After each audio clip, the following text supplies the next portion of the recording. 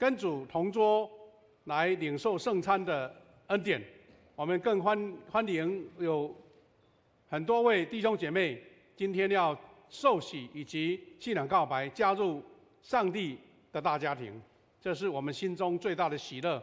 因为主耶稣来到世间的目的，就是为了让我们的生命得改变，让我们永恒的盼望得到确据，也能够得着一个全新的生命，在属世的生活做美好的见证，一个喜乐平安为主见证的生活。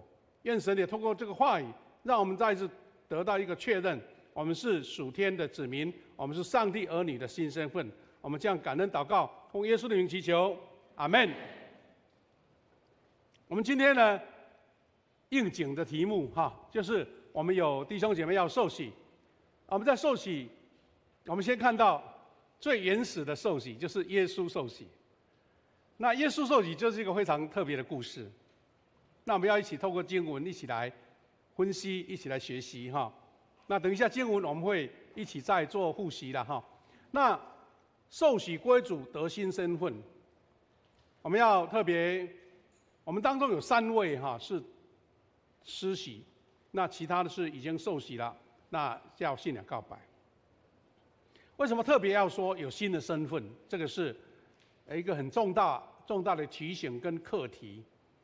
那我们基督徒呢，通常都自认为我们有2个生日2个生日，一个是我从妈妈10月怀胎生下来那个日子，然后医生宣告说是某某日期几点几分出生那个时候你的这个日历年龄就开始了，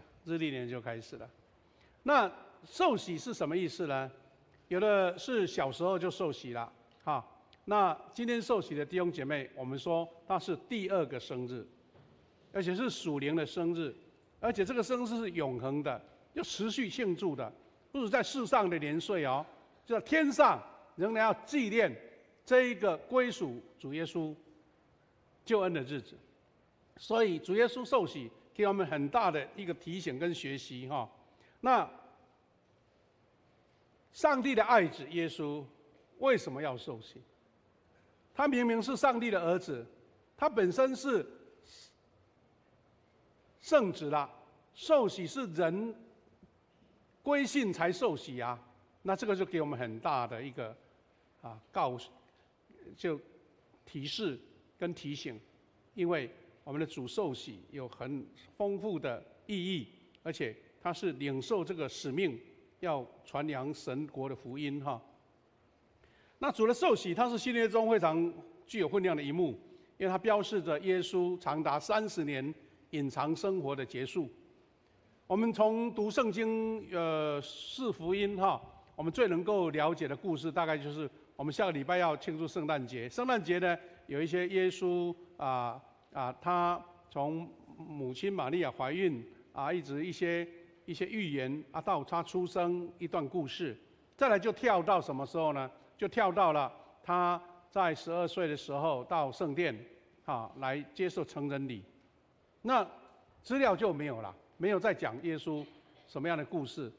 那现在也没有一个非常确实的这个资料证据说，在这30年当中，耶稣还有其他的什么故事。然后就出现了他受洗。所以这个景点，这个场景是非常非常的重要，因为他正式公开了他的侍奉，他的正式的开始。他对外，然后他宣告说，主的灵临到我，我们418的记号就是从这边来了。然后他受洗呢，到底象征了什么意思？我们在这边学习，这是耶稣受洗的一个这个图画在约旦河。那这个场景不只是一个受洗圣经还记载说，有圣灵像鸽子降临下来，而且有上帝的声音、天父的声音说：“这是我的爱子，我所喜悦的。”那新翻译的圣经说：“这是我亲爱的儿子，我喜爱他。”那一个短短的几节经文，象征很深刻的意义哈。记得我们曾经有几年前要迎接50喜年，在筹备、在庆祝的时候，那时候曾经有一个想法念头说：我们是不是召集一个访问团或是一个参访团，我们要在50喜年的时候到以色列去去参观参访耶稣的所有传道的历程很多故事这样让圣经的场景都凸现在你的眼前这样子后来因为疫情来了疫情来了都在哇，这个要筹划，特别当时我记得跟我们这些年轻人讲机电的啦这个提摩太啦，因为要存钱嘛要10几万呢要最便宜也要10万要去以色列参访让你及早从你的圣地参访当中跟你圣经印证。通常会去那个参访的都是年纪大的，因为他有钱又有闲不过年纪大，如果年轻去更好现在有台湾有很多团队，他们就是特别存钱，让年轻人去那边去走岛，去那边访问那我就记得在10几年前不是在高雄的时候，也为了庆祝周年庆，我们就组了一个团去参访这个耶路撒冷为核心附近周遭耶稣曾经走过的地方。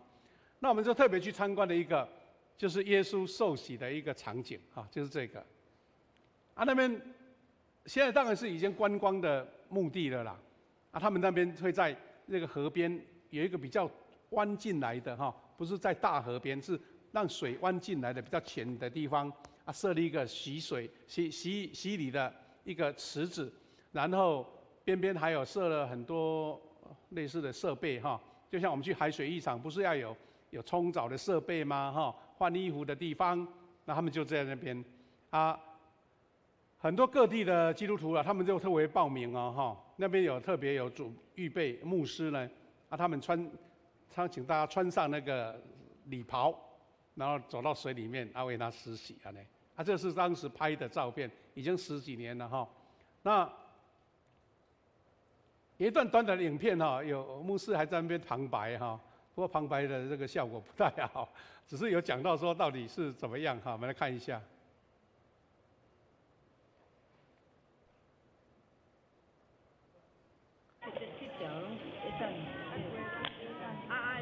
还有画十字架的记号压了3次。按了3次。那些人受洗完还在那边玩一下水这是约旦河纪念耶稣这个所在。就是弯进来不是在大河边弯进来一个水池这样比较安全点，而且还有一个纱网希望能够保持安全这样子。好了，那只是一个象征啦所以很多人想说，我要体验一下耶稣当时受洗的情况我们注意看那个水池那个水看起来不是很脏，但是也是绿绿的，表示说也不是绝对的完全的很洁净了。我们台湾在山上那些溪水还更漂亮那为什么要特别去纪念呢？甚至有一些访问团呢，他们会去找在那接近黎巴嫩，就是黑门山那个血水渗透下来的那边水就很干净，很多人还特别拿保特瓶去盛了一桶水回来说觉得这个是约旦河的水。那其实耶稣不是说这个水特别怎么样，我们也知道当时乃曼不是得了麻风病嘛他的那个使女就说你要不要来这边洗一下？他说我们这边的河比这边干净大多了干嘛来这边洗呀？重点是神的同在好，那我们回到耶稣受洗，施洗者约翰就觉得非常的疑惑。我是一个神的使者没错，但是你是上帝的儿子啊，我为什么为你施洗？他就遇到一个无罪的神的儿子，要被有罪的人来洗礼，他就感到很困惑，甚至拒绝哦哈。所以刚刚我们就读到那一段话约翰想要劝阻他，就说：“我应当受你的洗，反而你来找我。”这是很正常的反应，因为约翰他有属灵的透视力，知道这位是神的儿子。所以遇到这个颠倒，到底怎么样解决呢？这位施洗约翰，他是被神所呼召传扬福音，他就叫人家要悔改嘛，要归主嘛。那耶稣说我要来洗礼，他晚得到有点犹豫了。好，施洗约翰的困惑是，他没有罪，不需要悔改，反而是我有罪，我需要他的圣灵跟火施洗啊。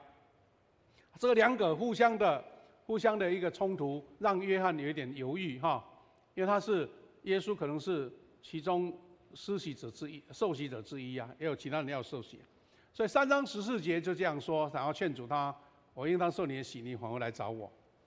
那我们就可以看到说，约翰的洗礼就是一般上帝的使者，上帝差派的为人洗礼的，这个叫悔改的洗礼，悔改的洗礼。人来到约翰面前，是承认自己的罪，并准备迎接弥赛亚，那是真的是一个正常的流程。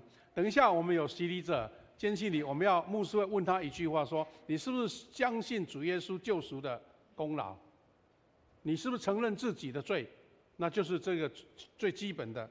但是耶稣来，让约翰感到非常的尴尬，尤其在当年。尊贵的王来到仆人面前要求洗礼，在当时社会和宗教观念是极大的冲击。好，我们看耶稣怎么回答。耶稣核心的回应是说，这样做是实行上帝的要求，他做不是他临时一兴起，好像要表演。他说上帝要这么做。和合本的圣经就这一句话，大家比较听过，尽诸般的义，尽诸般的义。那到底为什么耶稣说这个是上帝的要求呢？我们看到几个不同的解释哈。第一个是认同耶稣受洗不是为了洁净自己，而是为了他要认同罪人。所以这个也预表了什么呢？他将来要背负世人的十字架的世人的罪，走上十字架。所以他一开始侍奉的开始，他是认同了这一群有罪的人。所以就像圣经里面所提到的，与罪人同列。圣经的预言曾经这么说，耶稣用这个洗礼来认同这一群同样需要上帝恩典的百姓。第二个是顺服，顺服的意思是，当时约翰的洗礼是从上帝而来的命令。约翰不是平白无故说要施洗哦，是神要他借由这个洗礼，看见一群人的悔改。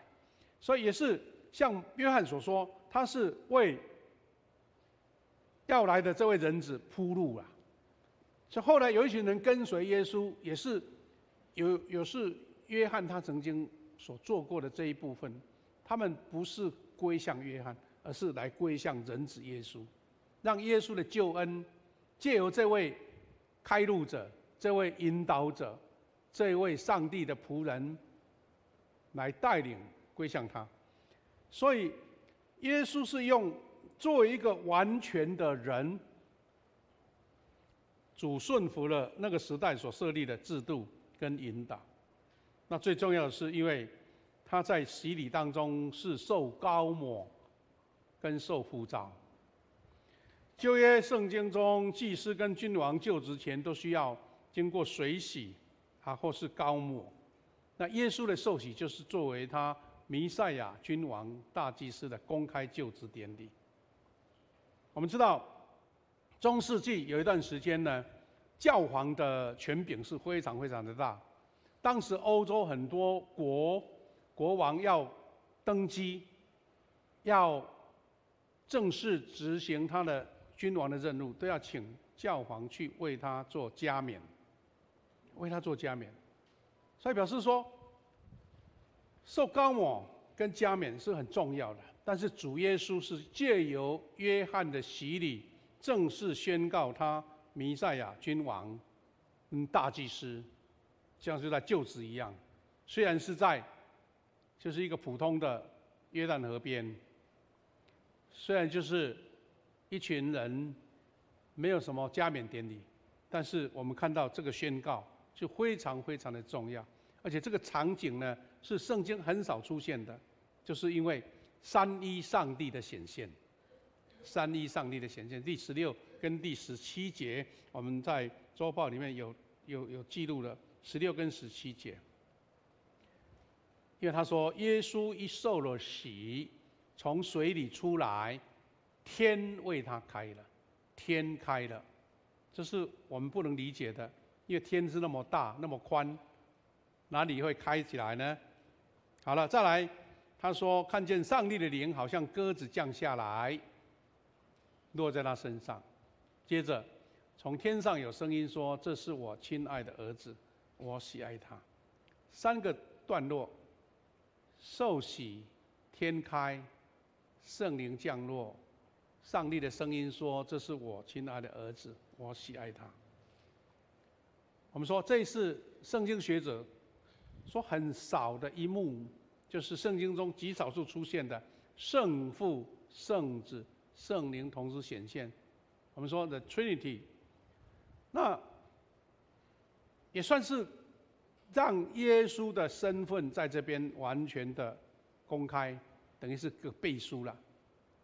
你知道，我们事后讲这句话，看这个经文觉得理所当然，对不对？但是今年呢，牧师曾经提过了，有一个尼西亚信经，尼西亚信经在纪念1700年，不是170年了，是1700年。那是多远的事情啊！在主后325年所成立的、所订定的尼西亚信经，我们就会看见说，这个三一上帝，这一个我们现在所公认的一个信仰的基础，在当时是何等大的冲击。因为我们从保罗的时代，他在书信里面就已经一再的在提起，无论是在加拉太，或是在其他的教会，都是一起提说，你们要小心那个假先知，对不对？有人有这种不同的教导，要小心。其实当时什么假先知不同的教导，其实就在有人没有办法去接受耶稣是上帝三一上帝的一部分。他们有的认为说，耶稣可能是上帝给他一个新的身份。上帝有个叫世子论，世子论就是说，把他认养的哈，或者说还认为耶稣是一个幻影，只是在世间完成他的任务又消失了。但是在那个非常大的冲击当中，初代教会的领袖一个非常核心的任务就是说，主耶稣如果不是上帝，三一上帝，他的拯救、他的牺牲、他的十字架、他的复活就没有意义了，因为这个好像是一个次等的，其他力量也可以代替。所以为什么我们今天宣告说，主耶稣的救恩是唯一的道路？救恩的道路是因为他是上帝的儿子，是三一神。弟兄姐妹，这一段经文给我们一个非常明确的宣告，说这是我的爱子，我所喜悦的，圣灵降在他身上，因为他开始执行了他道成肉身在世上的任务。那这两段就给我们3个很大重要的提醒。第一个，天开了，天开了是因为象征人类因为犯罪而关闭的天门呐。我们看不见，但是圣经说天开了，那个跟神之间来往的那个门，因为人的罪被关掉，但是耶稣基督的受洗宣告门开了，表示上帝跟人之间的隔阂被打破了。所以这个非常重要的主耶稣受洗的意义。第二段是圣灵如歌哈，这段的文字没有改到，对不起，我们可以看周报哈，周报里面有正确的。他怎么说呢？圣灵像鸽子，他是在说，标志着耶稣带来了属灵的新创造，也是上帝对耶稣的膏抹，是给他行神迹和传道的能力。你看，耶稣在他30年当中，就像一个普通的百姓，一起跟妈妈、弟妹一起生活，很安静的尽他的家庭的本分。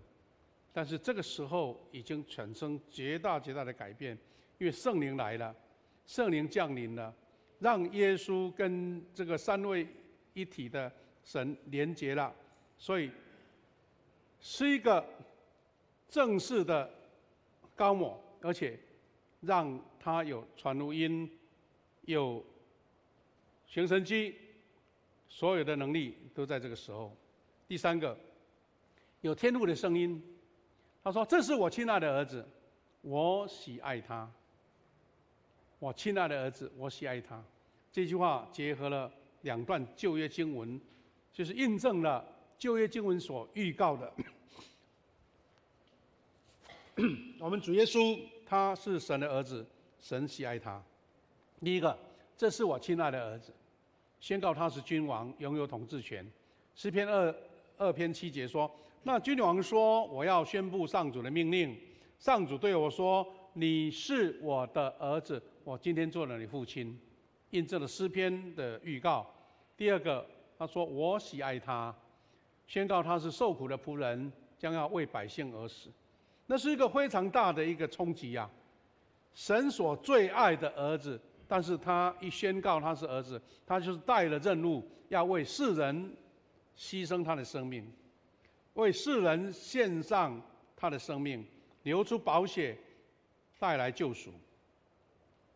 这是一个我们说天人交战，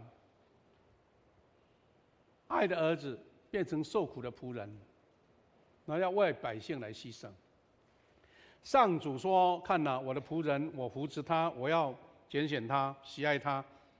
我以我的灵充满他，他要为万国带来正义。”以赛亚书42章1节。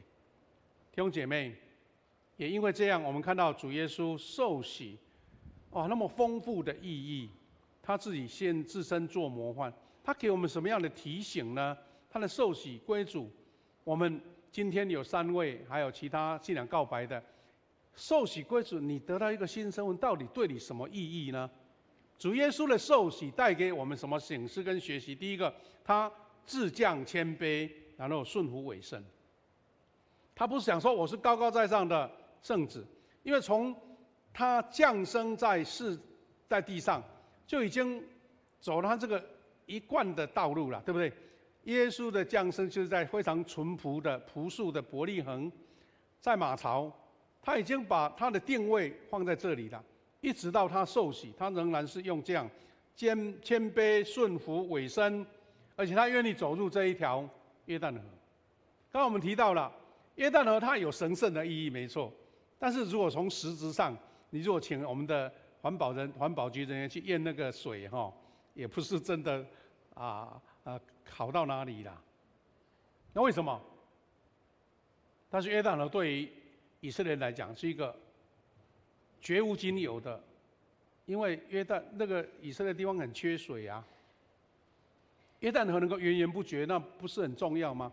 就像印度的恒河，我们台湾的浊水溪是落水溪的落水呢，但是栽种那么多好吃的白米啊，可口的白米啊，所以约旦河不是为了他说全世界最漂亮、最干净、最洁净的河流，而是因为它被耶稣所神圣的意义在里面。所以，上帝的儿子愿意走进城市的约旦河，顺服在人的手下受洗。那我们这是一个谦卑的学习，说主的典范模范给我们。我们还有什么觉得什么服事是太卑微不愿去做的吗？我们在迎接50禧年，我们在想说全年到期，每一位你都有任务，在服事神的每一个岗位，因为有你的同在，有你的参与，那就是神所最喜悦的，缺一不可。没有人是闲人，我们都是学习主耶稣的榜样，愿意在我的服事岗位参与这个服事。无论是重或轻，在人前或人后，神给我们一个谦卑委身的一个象征跟模范。第二个很重要是身份的确认。耶稣在行神迹、讲道或赶鬼之前，天父就宣告了：“你这是我的爱子，我所喜悦，我喜悦你。”这提醒我们是什么呢？我们是因为有这个身份，才显示我们的珍贵，而不是你做了好多，做了什么。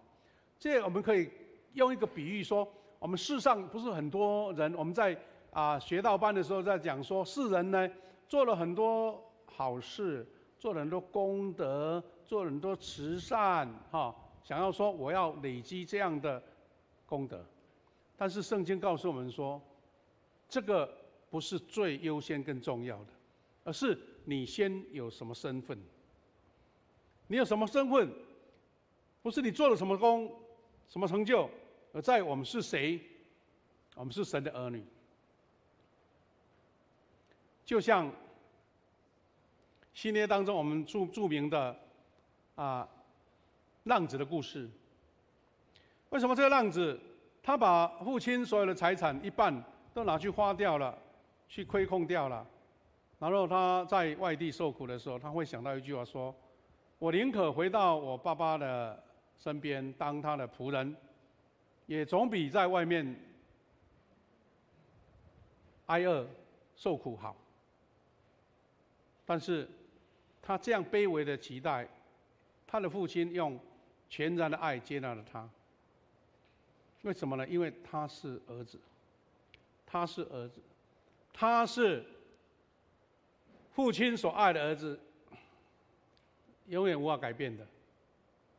所以父亲用超过一般热情接待他，还有杀猪宰羊、杀牛宰羊，为了要庆祝这个孩子重生。换句话说，我们基督徒，你珍贵的部分是因为你的身份被改变，你是神的儿女。你如果把它当成一个记号不要不紧，好像没有损失什么，但是我说损失大了，因为神儿女的恩典、祝福、力量是无可限度的，是能为神做大事的。你是神的儿女，你这个身份去什么事情都能够被神所认定。是神的儿女，是因为你有这个权利来接纳这个属灵的财产，神给你的传承。就像这个儿子，虽然已经把老爸的钱都花一半了，回来他的父亲还是接纳他，因为他有份给他。如果说你是一个很认真的长工，很怕拼，非常好的干部，但是不是儿女，你就跟这一个继承无份。这是身份的宣告非常的重要。我们看到主耶稣带着这份被爱的确据，走进旷野面对试探。为什么他有这样的胆量呢？有这样的一个决心的，因为他知道他是神的儿子，他能够面对一切魔鬼的挑战，而且他还3次击败了魔鬼的诱惑，因为他先确认自己被上帝所爱，我们才能够面对世界的挑战。基督徒不是比别人能力大多少，智慧多少，还是我们的时间比人家多少，而且我们是神的儿女的身份，我们就靠神得胜，而不是靠自己得胜。因为在面对世界挑战的时候，我们有大能的膀臂成为我们的帮忙，我们的帮助。你可以求告他，可以将自己的困境交托在神大能的手中。所以今天我们欢迎我们这几位弟兄姐妹要受洗、信仰告白，还有坚信你的新家人。在这一个经文，刚刚我们读的第2段经文当中，有一句话很重要，他说：“在那在人面前认我的，我在我天父面前要认他。”主耶稣这样说的意思是说，你勇敢的宣告你是神的儿女，认了神，神就是无条件的接纳，而且把你认定了你是属天国的一份子。我们是得上帝儿女的新身份。这上帝儿女的身份，我们说第2个生日的意思就是属灵的生日，是主耶稣用宝血所赎回的，活出新生命的样式。我们一般基督徒庆祝一般的生日是妈妈给我的，因为妈妈生下我，让我在她的爱当中成长，让我接受教育栽培。然后我们受洗的时候，是我们得到第二个身份，是天父儿女的身份，是耶稣用宝血宝贵的牺牲所带来赎回的。我们说这个身份重不重要？也许你感觉不是很出来，不过，请你记住，你台湾人的身份重不重要？中华民国国民的身份重不重要？前2天新闻报道说，台湾人的护照，英国有一个衡理的一个机构，他做统计，全世界100多国啊，他的护照排行榜，我们台湾是36名啊。虽然不是最顶尖最高的，那你想想看，我们台湾的邦交国才几国啊？但是你的护照竟然可以全世界136个国家接纳你，哎，凭什么？凭什么这个绿色的护照就可以那么好用？那是因为台湾有了那么多的实力啊，而且台湾人让全世界人觉得你是一个非常守法的非常能够带给我们这个国家是正面的、有利益的。你的观光、你的花卉会帮助我们，所以台湾的护照很好用，在黑市1本好几十万。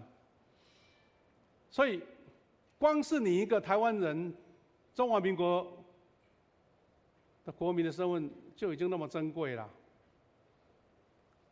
你有这个身份，你才能享受健保，对不对？享受一切台湾所有的福利。还有呢，你因为这个国民的身份，你可以参与政治各方面的权利。所以我们就比照了为什么现在在立法院很多争吵？是为什么？大家抢着要当台湾的国民呢，对不对？原来4年原来6年，现在4年就能够，为什么那么急啊？因为台湾提供了各种一般国家最能够提供你的保护。我们也看到说，我们在大陆有一些人民，因为有一种被点油罪记号所以他到日本去旅游就特别拿了一本那个台湾的护照的外皮要把它包起来。让他觉得说，台湾人很欢迎你，对不对？那台湾人、中华民国国民的身份就是那么重要了。天国的国民不是更重要吗？更宝贵吗？所以我们得上帝儿女的新身份，不是一个口惠实不至的，是你生命完全的更新跟保护，而且神的恩典。我们要欢迎这一群新受洗的弟兄姐妹。当我们等下来受洗4月的时候，有这一句话。是说，我成为上帝儿女的新生，我就是要依靠上帝的恩典，尽力服侍他，一生行他的道，尽信徒的本分。换句话说，我不是挂个名、一个仪式，而是我决心要走这一条道路。这条道路，刚刚我们提到了，耶稣说：“凡认我的，我就必认他。”这边是说，我成为基督徒，我不是一个挂口号的，而是因为我依靠上帝的恩典。我要尽我的力量服侍他，在教会、在社会、在生活、在家庭，然后一生行他的道。因为在世上有很多的挑战、坎坷、诱惑，甚至跌倒，所以行他的道是因为靠主耶稣的能力帮助我走过这层人生的道路，然后尽信徒的本分。我们早上在有1-2位姐妹来补问道的时候，我们长老特别勉励她说：“你成为基督徒，欢迎你，期待基督徒能够更扎实、更成熟。是你会读经，你会祷告，你会参加聚会、参加小组，这是让你在主的爱里面，在主的恩典的家庭成长的一个最主要的部分。有人觉得说我是基督徒我就在我个人的天地里面不跟人家来往，好像觉得自己跟人家格格不入，但是这个不是基督徒完整的一个概念，要尽力服侍他，一生行他的道，尽信徒的本分。我们更欢迎我们这一群新的弟兄姐妹，你是成为富强大家庭的一份子。所以成为一份子，我们说要迎接50喜年，对不对？我们每一个人就像这个大家庭要庆祝，大老件的要做热闹啊！你不能说我坐在那边看，那你们在做啊，我来接受你的服务，而是大家愿意接受装备，成为门徒。我们一起同心建造教会，让富强教会在50喜年的时候感受到啊，神的同在是何等的美好。我要把这个教会建造得更美好、更健康，有我的参与，让它更强盛。然后我向人家见证说，因为我在富强教会成为神的儿女，成为富强教会的一份子，我感到荣耀，我感到光荣，我感到有那个成就感，是因为我们要在这边一起建造教会，一起装备，一起同心传福音，来领人归主。欢迎我们这一群新的弟兄姐妹。